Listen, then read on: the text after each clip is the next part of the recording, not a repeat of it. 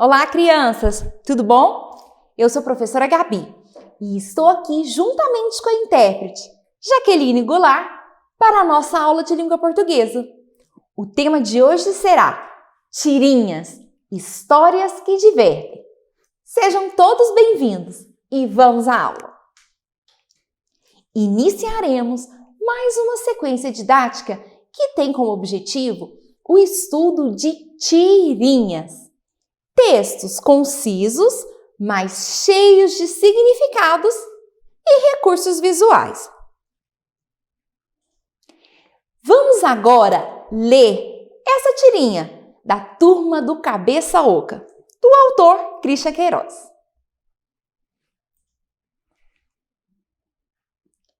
Nem sonhava que isso aqui eram quadrinhos. Quer dizer que minha vida é um mundo irreal? Isso! Que alguém planeja tudo o que acontece comigo, até as minhas falas, tudinho. Se tudo é irreal, e se eu entrasse em outras tiras por aí, o que aconteceria? Seria um desastre. O encontro de vários universos das histórias em quadrinhos causaria um colapso completo. Só alguém sem nada na cabeça para tentar algo assim. E aí, gostou? Vamos agora conhecer a história do autor Christian Queiroz. Olá! Eu sou o Christian Queiroz, eu sou autor da Turma do Cabeça Oca e eu estou gravando esse vídeo para contar para vocês um pouco da minha história. Eu comecei a desenhar muito pequenininho, logo que eu dei os meus primeiros passos, eu já rabiscava as paredes lá de casa. Aos 5 anos, eu criei meu primeiro personagem, o Cabeça Oca. Eu colei uma folha em frente ao espelho que tinha na sala, um espelho grande. Fiz ali uma cabeça redonda, um grande nariz, o cabelinho partidinho de lado. E a minha mãe ia passando no corredor, ela falou, mas você é um cabeça oca, né? Fica se desenhando em frente ao espelho. Eu achei muito engraçado, batizei o personagem com esse nome. E comecei então ali a minha produção. Com 7 anos eu já publiquei meu primeiro gibi. Eu fiz o gibi, dobrei folhas de papel, escrevi uma historinha baseada em coisas que tinham acontecido comigo. Fui para a porta da escola, vendi e comecei ali a publicar sempre, todo mês, um gibizinho meu. Eu disse para minha mãe, quando eu criei o Cabeça Oca, olha, quando eu crescer, eu vou publicar tirinhas do Cabeça Oca em jornais, eu vou publicar livros do Cabeça Oca, eu vou publicar gibis, e vou ser bem conhecido. E minha mãe acreditou bastante, botou maior fé e sempre me estimulou muito a seguir o meu sonho. Com 16 anos eu levei os meus gibis ao Jornal Popular para que eles avaliassem e o editor ficou muito impressionado porque eu relatei para ele que eu escrevia e eu desenhava as histórias. Ele perguntou várias vezes isso, até que ele me disse que eu estava contratado, porque eu havia mencionado para ele que um dos sonhos era publicar tirinhas em jornais. E ele falou, você está contratado e vai começar a publicar as suas histórias. E um mês depois eu estava publicando, no dia 5 de novembro de 1989, saiu a minha primeira tira no Jornal Popular. E era uma pequenininha tirinha. Logo, as crianças começaram a ler e escrever pedindo mais espaço, e eu ganhei mais espaço no jornal. E ali comecei a construir os meus sonhos, os meus planos de um dia publicar os meus livros. E na minha primeira visita em escola, virou uma multidão de pessoas, ficaram sabendo que eu estaria ali. Armaram filas gigantescas, eu fiquei por horas autografando e eu vi a fila pela janela do lado de fora da escola, dobrando a esquina, e eu não acreditava naquilo, o pessoal me contou que eles tinham ido ali para pegar o meu autógrafo. E logo eu resolvi publicar meus livros, fui atrás, consegui, e à medida que eu fui publicando livros, eu comecei a ganhar prêmios.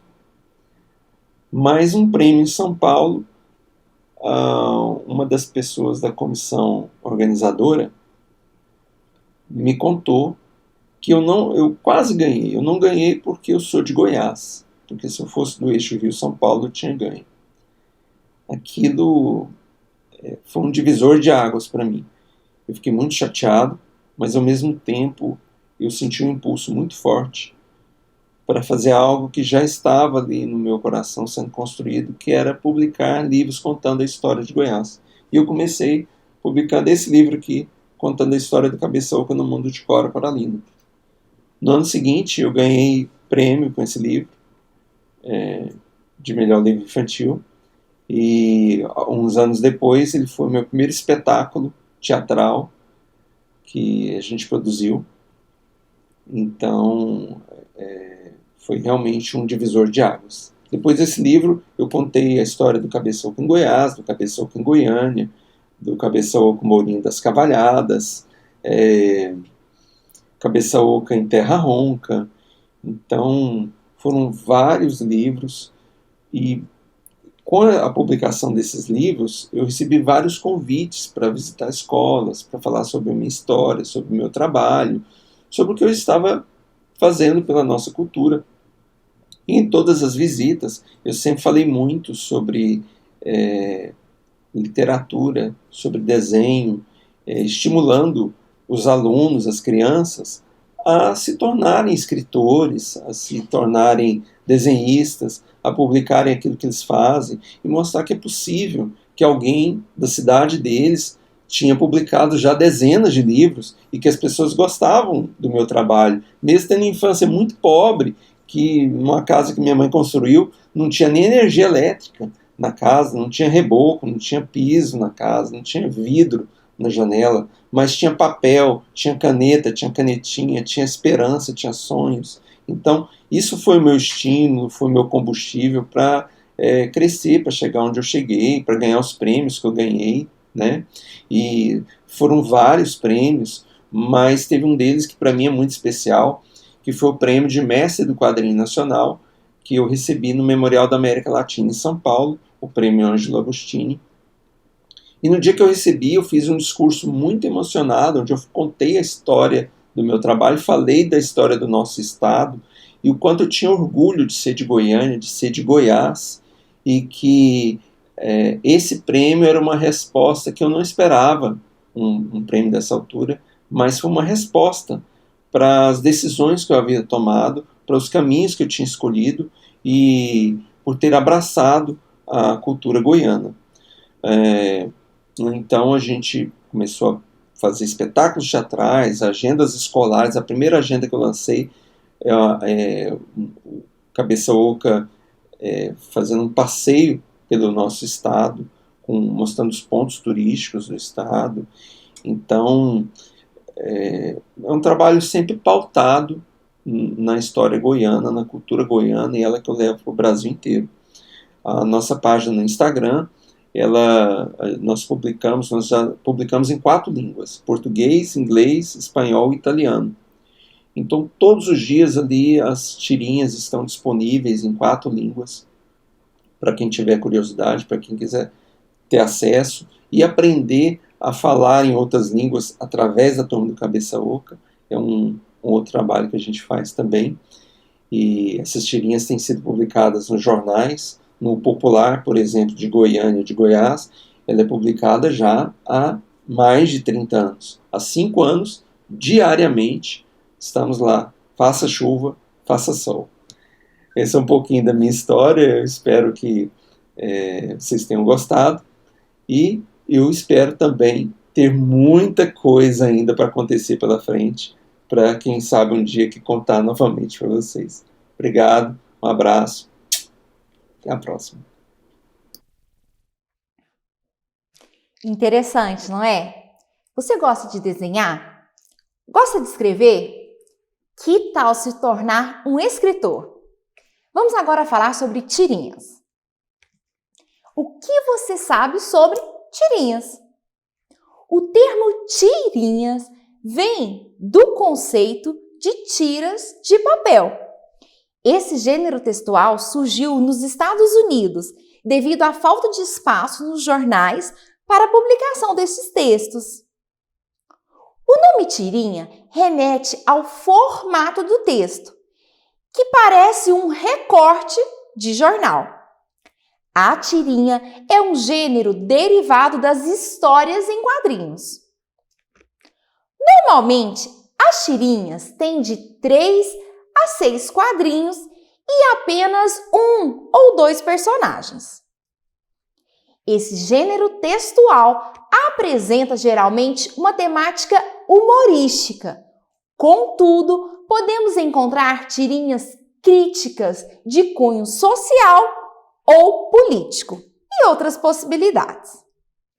É comum as tiras centrarem-se em um personagem principal, que estabelece a relação com outros personagens menores e que representa uma época remota, um país, um estereótipo de alguma cultura.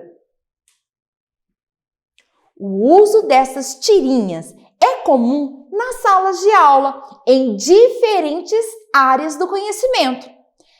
A tirinha tem seu espaço garantido nos jornais, em revistas, nos livros didáticos e atualmente tem alcançado grande destaque nas chamadas redes sociais, além de blogs especializados neste gênero.